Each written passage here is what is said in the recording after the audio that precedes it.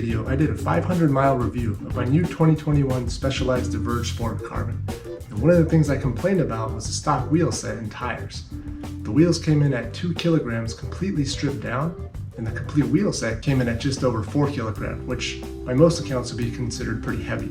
I have a brand new set of 700C Hunt X-Wide carbon wheels with 23mm inner width, and I'm going to try setting them up with the Panaracer Gravelking slicks in 38C to see exactly how much weight savings can be had. Now, I have a confession.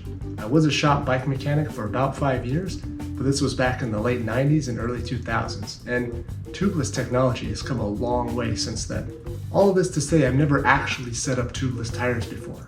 I have watched about 100 videos on YouTube on how to set up tubeless tires, and I'm pretty confident I can do it, but I also don't have a boost pump or a compressor, so I'll be trying this with a basic floor pump. So I've got the Hunt 35 carbon gravel disc X-Wide wheels, Panaracer Gravelking slicks in 700x38C, a 15-year-old basic specialized floor pump, and some stand sealant. Now this is my actual first time setting up tubeless tires, so let's respect your time and do this montage style.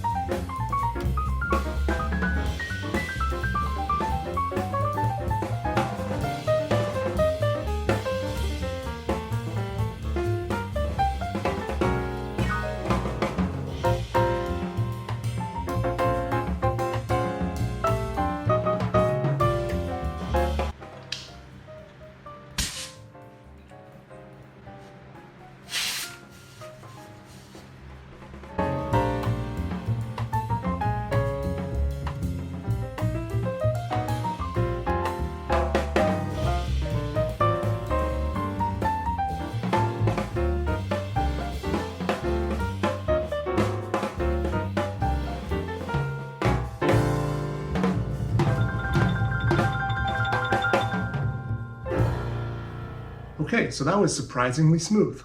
Let's call it beginner's luck. Aside from mounting one of the tires backwards and having to rip it off and remount everything went pretty smoothly. Huge thanks to Syd and Macky's video on setting up tubeless tires. The 2 tips that I got from them were removing the valve core first so that you can maximize the amount of air going in per pump, and the really important one, which is manually setting part of the bead by hand before trying to inflate. This totally worked and saved me the trip of shame to the bike shop. Basically, the idea is to try and pull the bead out towards the rim hook as much as you can to reduce the volume of air that can escape. Okay, so with my first set of tubeless tires mounted, let's see exactly how much this setup is going to save me. The old setup first. The rear comes in at 2,330 grams. Front comes in at 1,748 for a total of 4,078.8 grams. Now the new setup. The complete rear wheel comes in at 1,778.5 grams. The complete front wheel comes in at 1,280.2 grams for a total of 3,058.7 grams, which is a savings of 1,020.1 grams. I can't tell if that's because I went out of my way to try and spec a lightweight setup, or if my stock wheels were just abnormally heavy, probably some combination of both. But to be honest, I'm super happy with these numbers. This puts the bike's weight without pedals at 9.15 kilograms or 20.17 pounds. I should also mention that the width comes in at 39 millimeters when pumped up to 35 psi. Now on to what really matters. How do they actually ride compared to stock? Okay, so I've given myself some time to collect my thoughts on the actual ride characteristics going from the stock wheels to the new Hunt and Gravelking tire setup. Now, starting with the tires, you might ask why I didn't go with the Gravelking SKs or the semi-slick models and instead opt for the minimal file tread pattern on the Gravelking slicks. Well, typically I ride a 50-50 mix of gravel and road, so I want this bike to be a little bit more biased to the road side, but at the same time I also ride a lot of fire roads, multi-use trails, and a bit of single track, so I definitely wanted the width at the 38C mark. And from what I've been reading about the Gravelking slicks is that they're meant to do everything pretty well, except in really wet and muddy conditions. Now, this wasn't a big concern of mine, as I'll be the first to admit I have a pretty low threshold for what I consider to be inclement weather. So if it's soggy outside, or even if the roads and trails are still a little bit wet from a previous rain, I'll usually opt to train in Zwiftland. Then there's the weight aspect. I am a walking contradiction when it comes to this stuff. But the semi-slicks in the same size come in at 180 grams more for the pair, and the SKs would be 200 grams more for the pair. So it's not a huge difference, but my thought is if I don't need the extra rubber, why ride it? So far these slicks with the file tread have been great on the road. Absolutely no complaints there. Better than stock for certain, and I'd even go as far as to say better overall than my Continental GP4002 clinchers in 28C on my old Roubaix. These are so much more comfortable and not noticeably slower in any way. The only place where they might be an issue is on the dirt. However, I haven't been lacking grip at all, except for in the loose sandy stuff where even a full knobby tire wouldn't do much. Now I haven't ridden in the wet or mud yet, so I'll have to see if my thoughts change when winter rolls around. As for the wheels, I can't say enough good things about them. When people say things like upgrading wheels and tires completely transform the bike, I'm usually skeptical. Like, how big a difference could it actually make? Well, I stand corrected. I mean, these things really make the bike come alive. And it's not any one thing that I can point to and say, this is why you have to upgrade your wheels. It's more of a sum total of a bunch of little things.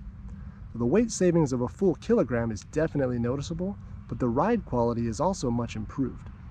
It's weird to say that the wheels and the tires make the bike stiffer and more supple at the same time, but it's true. I can feel the stiffness in the wheels when pedaling hard. You get that sense of efficient energy transfer, but at the same time the tires give and flex, and they react to the ground to offer a much more comfortable ride. It seems like these two characteristics should fight each other, but somehow they end up complementing each other, and it's a really nice feeling.